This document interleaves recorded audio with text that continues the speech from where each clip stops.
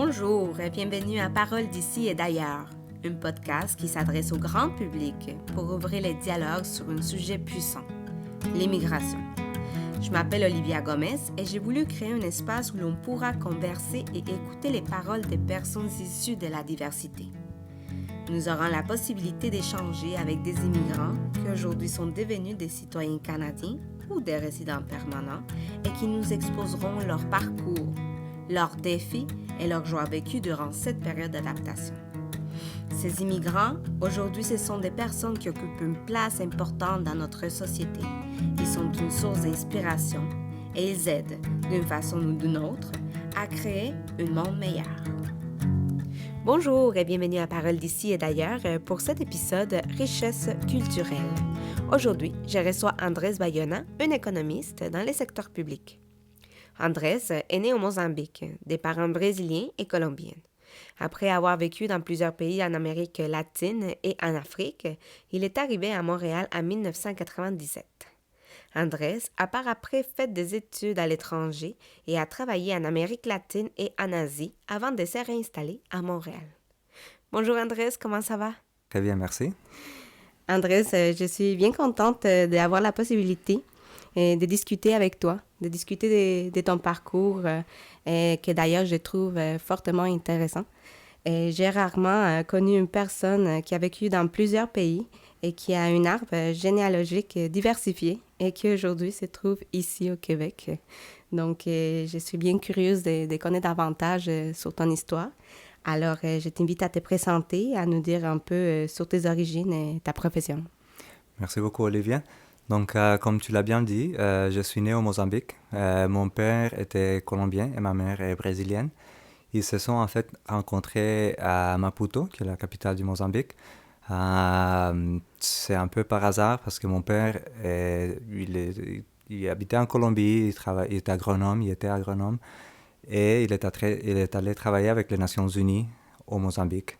Ma mère est brésilienne, elle a fait ses études à Moscou. Okay. Et parce que le Mozambique avait un gouvernement socialiste, donc il cherchait des experts, elle est aussi agronome, donc elle est allée vivre à Maputo où elle a rencontré mon père. Et donc c'est pour ça que je suis né au Mozambique, mais j'ai très peu de liens avec le Mozambique parce que peu après on est déménagé en Colombie, on habitait au Venezuela, comme tu l'as dit, on a habité aussi en Afrique de l'Ouest, au Guinée-Bissau. Après ça on est retourné en Amérique du Sud pour venir ici finalement en 1997 quand j'avais 12 ans. Donc j'ai pas mal passé une longue partie de ma vie ici. Et oui, c'est ça. C'était plus ton adolescence que tu as vécu ici à Montréal? Je dirais que oui, parce que j'avais 12 ans. 12 ans, OK. Ouais, 12 ans. Donc j'ai fait toutes mes études secondaires ici, le cégep, mon bac, et après mon bac, j'ai fait ma maîtrise à Londres. Et donc, en fait, je suis un peu confuse. Tes parents habitaient ici à Montréal ou en Colombie ou ailleurs dans le monde? Donc, en 97, on était tous ensemble, moi, mes deux frères et mes parents. Et comme on le sait bien, des fois, pour les personnes qui sont un peu plus âgées, mon père avait presque 50 ans, avec de l'expérience plus à l'international, c'était plus difficile en termes de carrière ici à Montréal et au Québec. Donc, après 5 ans, donc à peu près en 2002, je dirais, il est allé travailler au Nicaragua. Okay. Et c'est ça, ma mère est allée les rejoindre. Donc, j'habitais seul avec mes deux frères. Wow. Ce qui est quand même le fun pour quand on a 17-18 ans. Ben oui. Mais oui, c'est ça. Mais ils revenaient ici assez souvent nous visiter, bien sûr. Et nous, on allait au Nicaragua.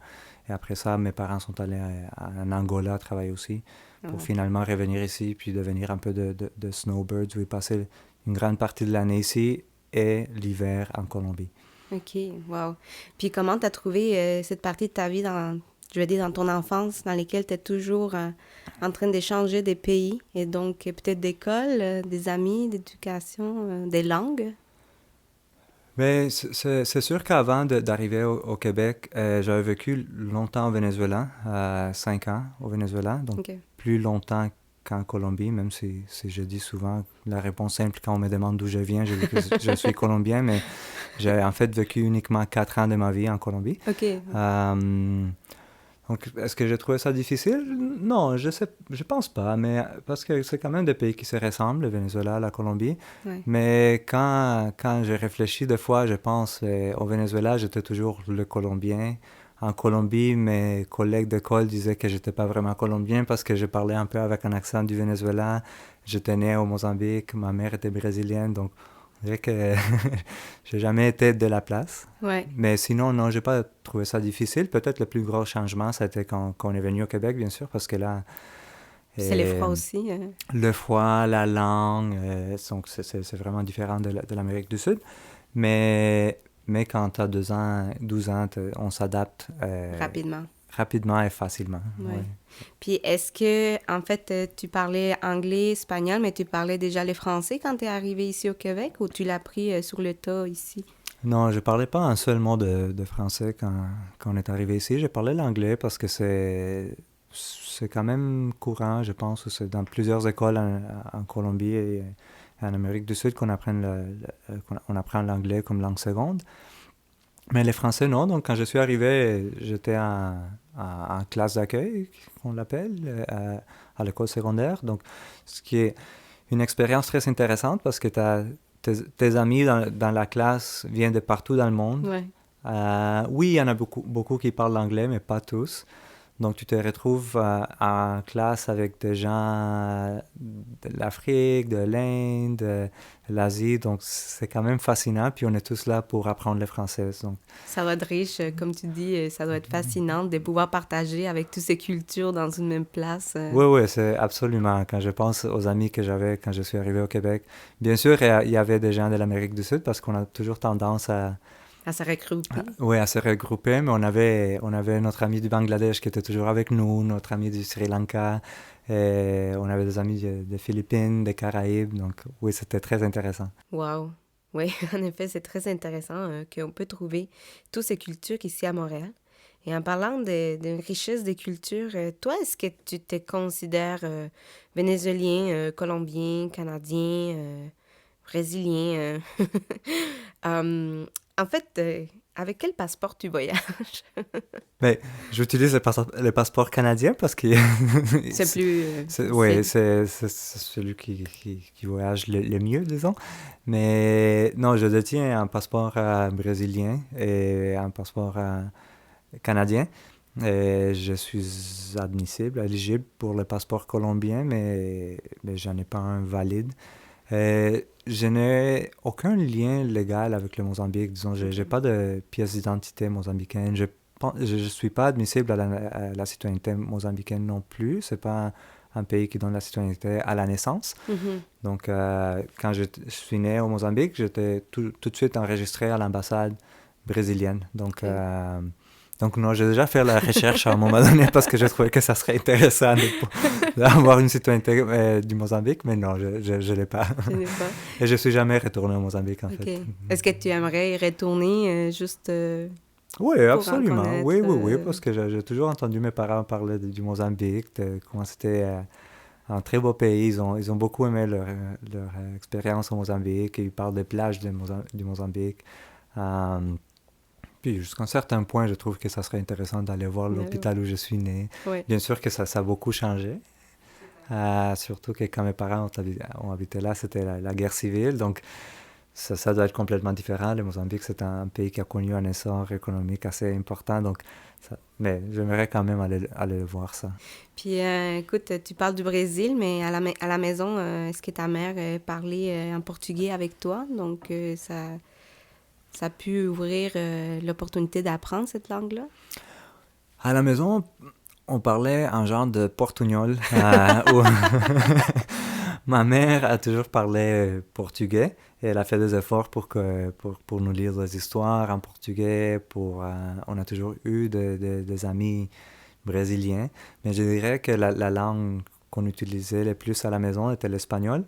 OK. Mais oui, on parle les deux langues. Moi et mes frères, on parle l'espagnol et le portugais. Donc, oui, ma mère a fait l'effort pour qu'on apprenne le portugais aussi. Portugais. Puis quand tu étais ici à Montréal, bon, tu as étudié à McGill, puis là, je parle un petit peu plus de ton éducation, mais après, tu es allé étudier à Londres. Oui. Pourquoi ne pas le faire ici? Est-ce qu'il y avait une belle opportunité dans ton domaine ou c'était juste avoir l'opportunité de voyager puis vivre encore dans une expérience universitaire ailleurs dans le monde?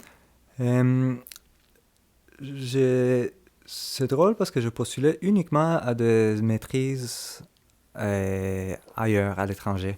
Je voulais voyager, mais mon intention, c'était pas non plus d'avoir une vie de nomade comme mes parents. C'était juste de faire des études à l'étranger.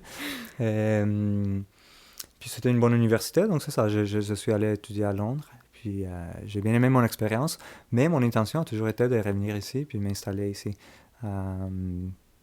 Mais c'était pas le cas parce qu'après, avec ta carrière, tu as pu travailler dans d'autres pays et pour une longue période. Oui, et je dirais qu'au début, c'était une question de circonstances. J'ai fini ma maîtrise en 2008, donc c'était en pleine crise financière. Je suis rentré à Montréal et j'ai cherché des emplois, j'ai rien trouvé. Et aussi, il y a une question, j'imagine maintenant ça semble assez évident, mais à l'époque, j'ai pas trop réfléchi à ça. Mais quand tu fais des études, soit de bac ou maîtrise, il y a une partie importante qui est les réseaux que tu développes. Et donc, en faisant ma maîtrise à Londres, j'ai fait ma maîtrise avec des gens d'un peu partout dans le monde. Donc, la première bonne offre d'emploi que j'ai eue quand je suis revenu à Montréal n'était pas à Montréal, c'était au Chili. Donc, même si mon intention, ça avait été de rester à Montréal, l'occasion qui se présentait, c'était pour une première vraie job, c'était d'aller au Chili. Donc, je suis allé au Chili. Puis combien de temps t'es allé là-bas? Je suis resté au Chili presque 1 an et demi. Okay. J'ai adoré le Chili. J'ai adoré ma job aussi. C'était une très bonne première expérience d'emploi. Mais après ça, j'ai quand même fait l'effort de revenir au Canada. Je suis rentré pour travailler à Ottawa, au gouvernement fédéral. Mais disons que une autre belle occasion s'est présentée pour que j'aille travailler à l'étranger. puis là, je me suis aussi rendu compte que oui, j'aimais beaucoup ma vie à Montréal, mais Ottawa n'est pas Montréal. Et même si c'est pas loin, je venais assez souvent à Montréal. C'était pas pareil. Donc, quand l'occasion s'est présentée, je me suis dit, OK, j'accepte un emploi plus intéressant, même si c'est à l'étranger. Puis, est-ce que cette ouverture d'emploi à l'étranger, cette belle occasion, c'était toujours au Chili? Non, donc celle-là, c'était en Colombie. Ah, OK.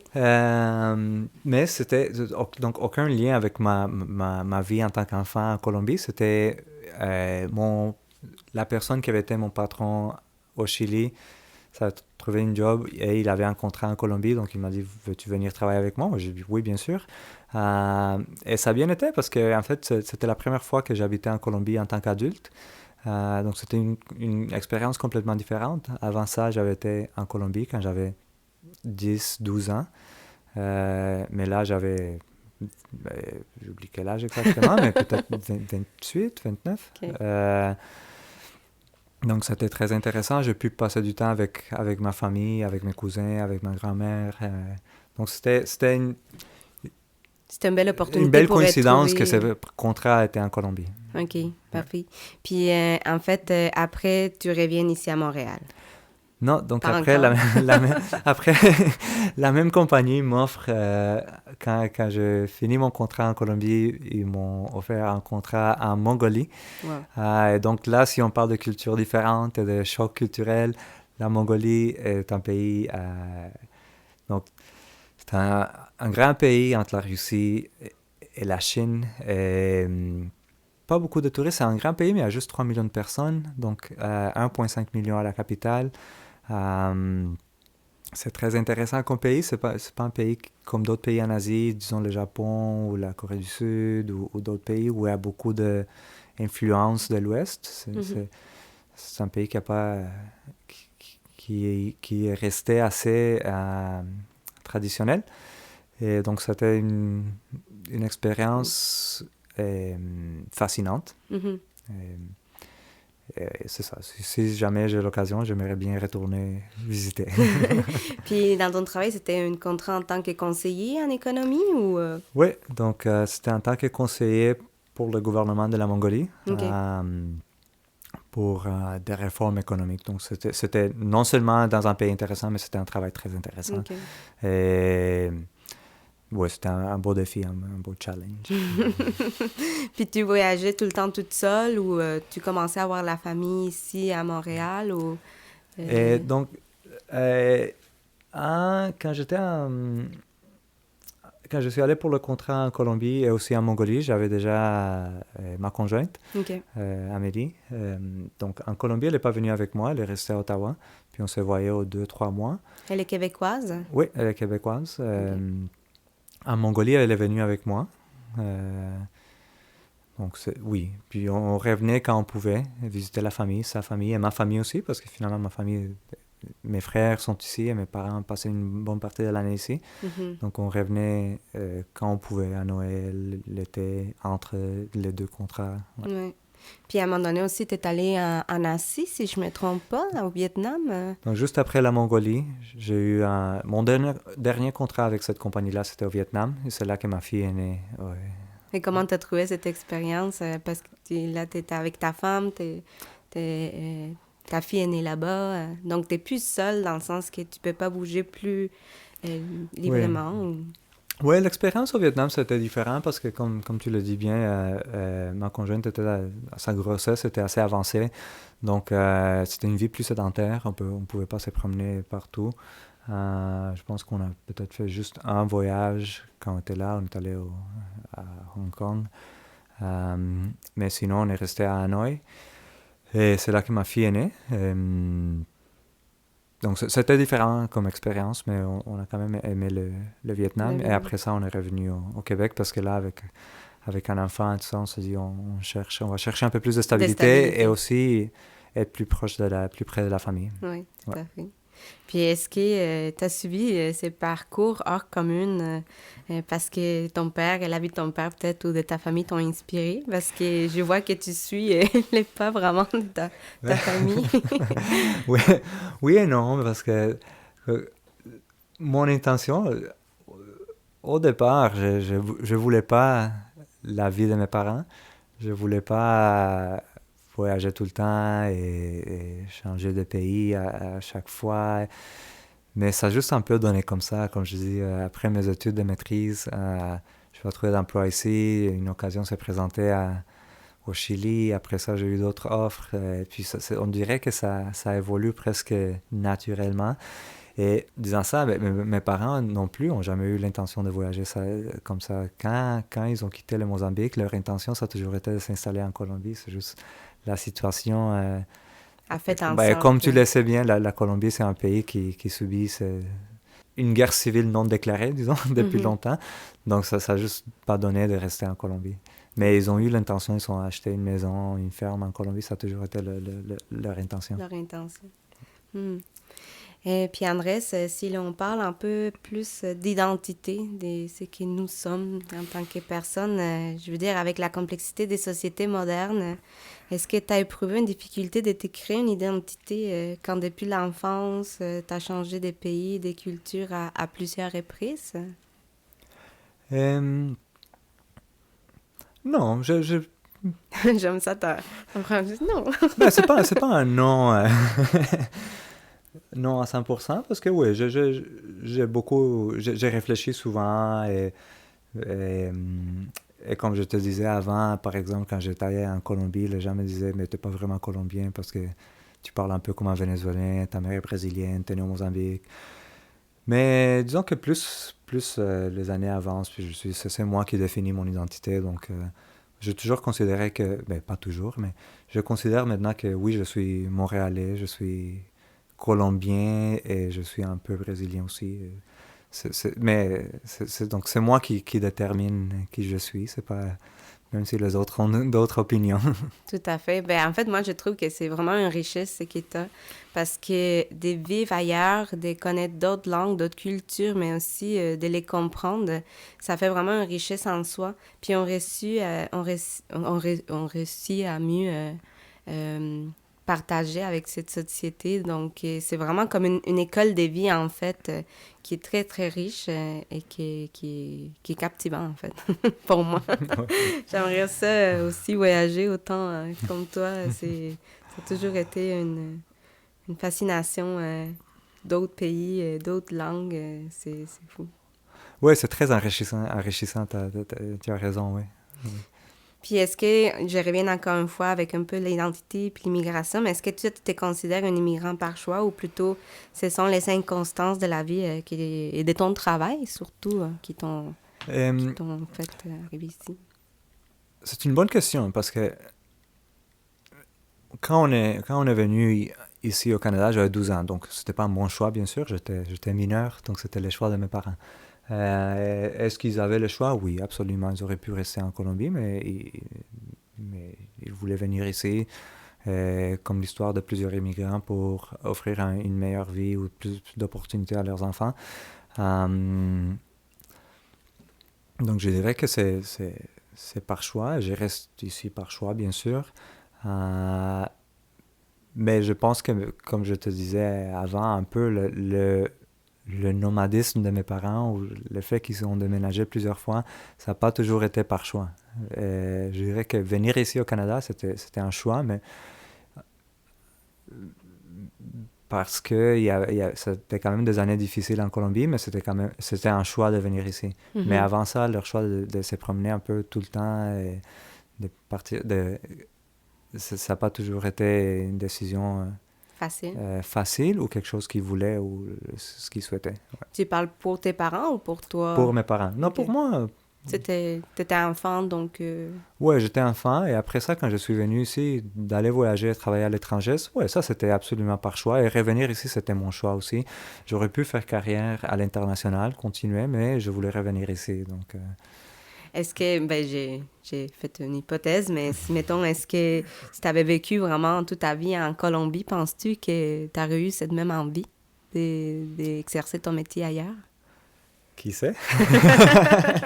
c'est difficile de savoir. Mais je pense que mes parents ont quand même fait l'effort de nous parler d'autres cultures, de leur vie au Mozambique, au Guinée-Bissau. Donc, on avait quand même la curiosité.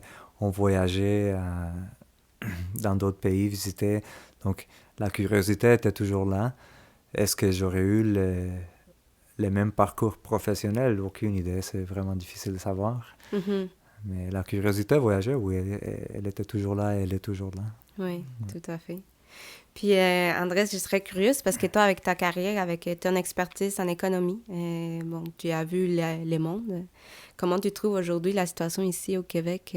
Je pense qu'il y a des choses ici qui sont quand même très uniques au monde. Je pense par exemple à la sécurité, le niveau de sécurité ici, on peut sortir presque à n'importe quelle heure de la journée et se sentir en sécurité. De manière générale, bien sûr, il y a des choses qui arrivent, et il y a des endroits moins sécuritaires que d'autres, et des fois c'est moins sécuritaire disons, pas pour des femmes que pour des hommes, etc. Mm-hmm. Donc, mais on est quand même dans un pays que c'est presque incomparable. Même nos voisins au sud, c'est pas aussi sécuritaire qu'ici. Donc, oui, on est gâtés de vivre ici.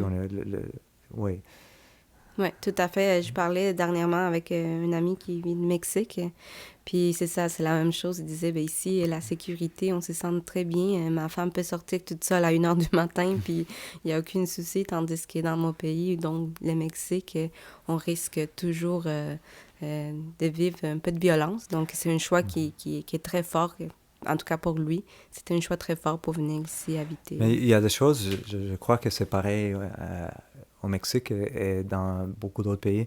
Mais en Colombie, j'ai toujours, et en parlant à mes cousins, ils disaient par exemple, oui, mais on s'habitue à ces choses-là. Oui, mais moi, dans ma tête, je pense qu'on ne devrait pas s'habituer à ces choses-là. Et on rentre dans une mentalité où il faut toujours se méfier des autres. Et je ne pense pas que ça devrait être notre façon de voir les autres, de toujours se méfier de cette personne-là va me faire quelque chose de mauvais, il va me voler, il va me faire... Donc, ça, ici, je pense que c'est un peu le contraire. On a tendance à faire confiance aux gens, sauf si on a raison de ne pas faire confiance. Tandis que dans beaucoup d'autres pays, ton setting par défaut, c'est de te méfier de tout le monde. Tout à fait. Et ça ne devrait pas être comme ça. Non. Il devrait y avoir un changement là-dessus, mais bon, faire ces changements, Ça prendrait énormément de travail. André, si on parlait de ta famille est en Colombie, mais je pense aussi que tu as un peu de famille, je pense même au Panama, si je ne me trompe pas.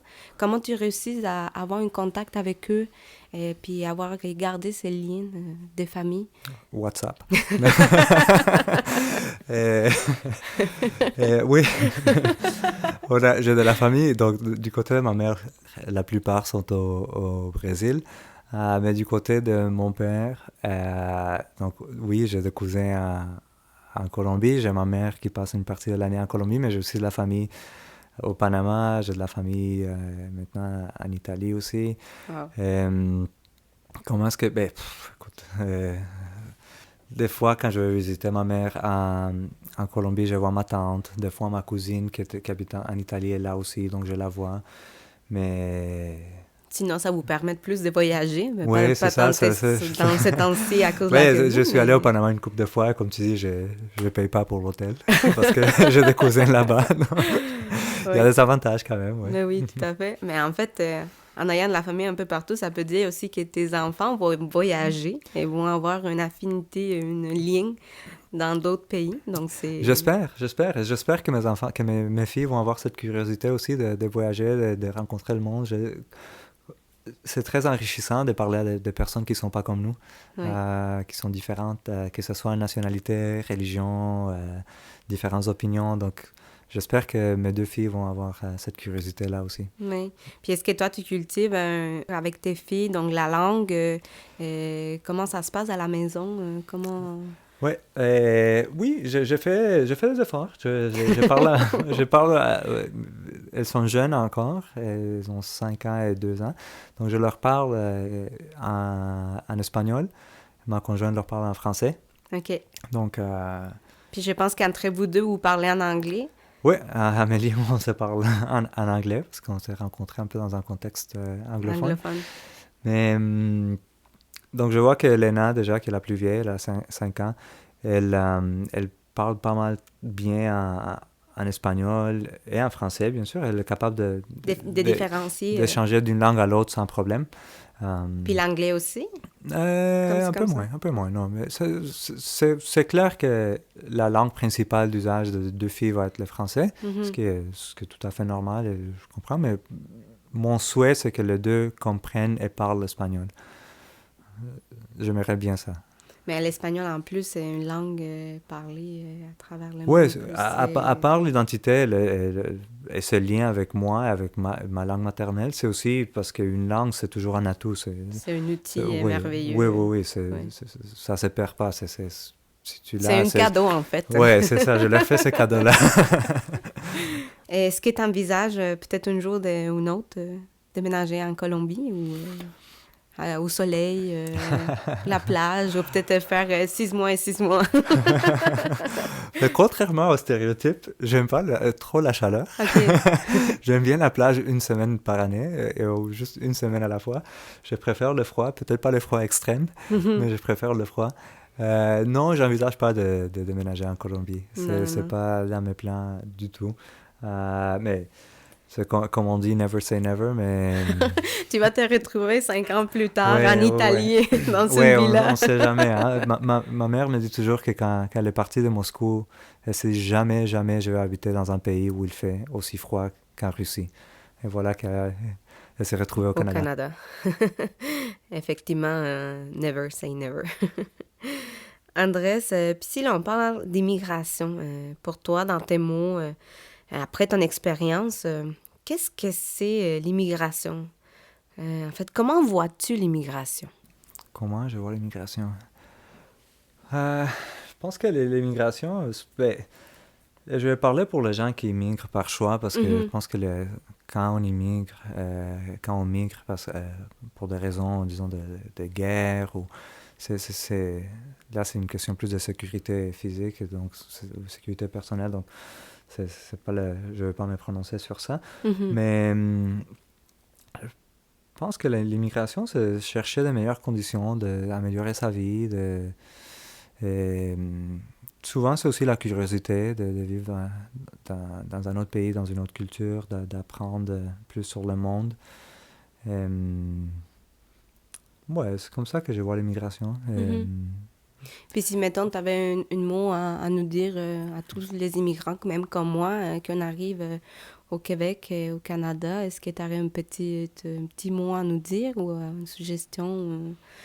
Je pense qu'il faut garder la curiosité de la culture dans laquelle tu immigres, apprendre le plus possible, s'intégrer le plus possible. Puis, ouais, mais ça, je pense que je dirais à tout le monde, pas juste à l'immigrant, même si tu es dans ton propre pays ou même si tu es né et tu grandis toujours dans le même pays, je pense que c'est toujours bien d'être curieux des autres et d'apprendre davantage sur les autres personnes. Tout à fait. Garder une ouverture d'esprit, je dirais. Oui, puis ça crée aussi une empathie vers l'autre, et une écoute, de toujours être curieux, puis garder, c'est ça, une ouverture d'esprit. Oui. Donc, puis en fait, ça fait comme une petite chaîne parce que ça fait un respect d'une envers l'autre. Et donc, tout... Oui. Et comme tu l'as fait avec ce podcast, chercher à apprendre sur l'autre. Hein. Souvent les gens ont des histoires intéressantes. Peut-être qu'on ne le pense pas à première vue, mais tout le monde a quelque chose d'intéressant à raconter. Donc, Tout à fait. Ben, en tout cas, j'ai dit au public, juste par anecdote, Andrés fait partie de ma famille présentement, aujourd'hui. Et c'est drôle parce que je n'ai jamais eu l'opportunité de parler face à face, juste comme ça, avec une petite tasse de café. J'ai jamais eu l'opportunité de faire ça. Puis aujourd'hui, même en ça, je découvre encore plein de choses de ton parcours. Donc, ça me captive encore plus. Donc, je te remercie vraiment d'avoir eu ce temps pour pas seulement me les partager à moi, mais pour aujourd'hui les partager à plusieurs personnes. Donc, je te remercie beaucoup. Merci à toi, Olivia. C'était très intéressant. J'espère que ça va être intéressant pour d'autres aussi. Pour d'autres, oui, tout à fait. Et en fait, je dirais au public, s'ils veulent nous donner des commentaires, ils peuvent toujours nous écrire à Parole d'ici et d'ailleurs à commercial@gmail.com. Sinon aussi, je vous invite à vous abonner sur Instagram ou Facebook à Parole d'ici et d'ailleurs. Donc, c'était vraiment un plaisir. Je vous dis à très bientôt. Merci, Andrés. Merci.